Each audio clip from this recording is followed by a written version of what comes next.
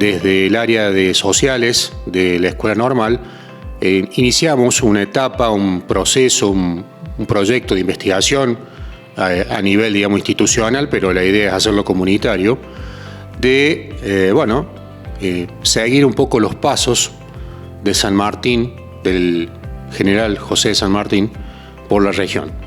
Entonces, recuerdo que ya hace unos años atrás, en la sede de la cooperativa y con el auspicio de la cooperativa eléctrica, llevamos a cabo un trabajo muy interesante que fue en el marco del proyecto de efeméride que en ese momento tenía la escuela, de conmemorar un año más de la muerte de San Martín, pero a su vez también ubicarlo y contextualizarlo a nivel local regional. Hay que recordar que en aquel momento, en aquella época, estamos hablando del principio del siglo XIX, la comunicación con Cuyo desde Buenos Aires y de Cuyo a Chile se hacía a través de lo que se llamaba el Camino de Postas. El Camino de Postas era relevante, era importantísimo porque las postas era el lugar en donde se podía pernoctar, se podía dormir y además se hacía algo que era fundamental, que era cambiar caballos. Entonces era necesario y era imperioso que hubiese postas. Y entre esas postas, en el camino a Chile, como se lo denominaba, estaba la posta de Tegua.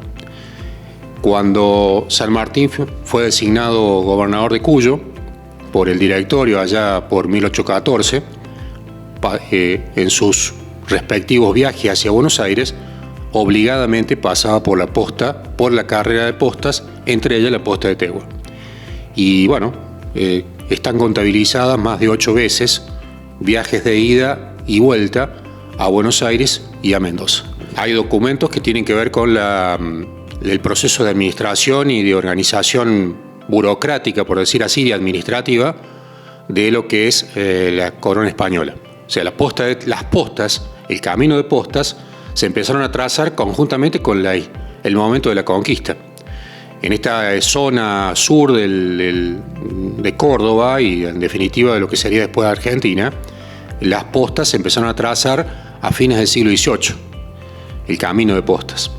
Y eso lo definía la organización burocrática, vuelvo a repetir, del gobierno imperial español.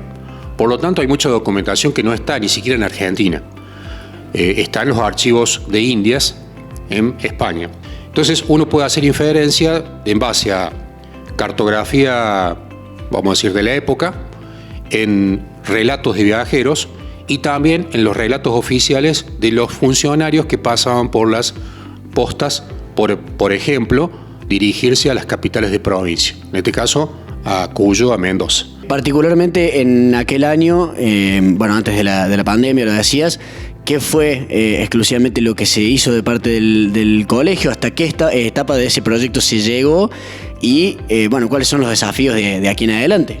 Bueno, en aquel momento el interés puntualmente fue San Martín. O sea, la idea era, en el marco de la conmemoración del día del fallecimiento del general San Martín, contextualizar o ubicar a San Martín no en el marco de lo que siempre se trabaja en las escuelas, que es las campañas libertadoras, el rol de San Martín en el proceso independentista y demás, sino un San Martín más, vamos a decir así, cotidiano, que probablemente tuvo que pasar por este lugar, probablemente durmió en Tegua y probablemente, casi seguro, comió. O sea, algo más cotidiano, algo más de lo que llamamos la microhistoria, los investigadores. Bueno, esa idea, después, por supuesto, y con la sugerencia también de la doctora Carbonari, fue continuar esa línea investigativa y definir el lugar, o por lo menos un lugar que pueda ser, siguiendo algún margen de error, un lugar casi diría exacto de lo que es, pero no necesariamente tiene que ser exactamente ese lugar, porque generalmente hay márgenes de error. Lo que pasa es que no tenemos en la actualidad ningún vestigio, ya sea de edificación o de referencia, que nos determine que allí estuvo la posta de Tegua. Solamente se conocen relatos, se conocen partes, de conocimiento popular, pero que no está comprobado.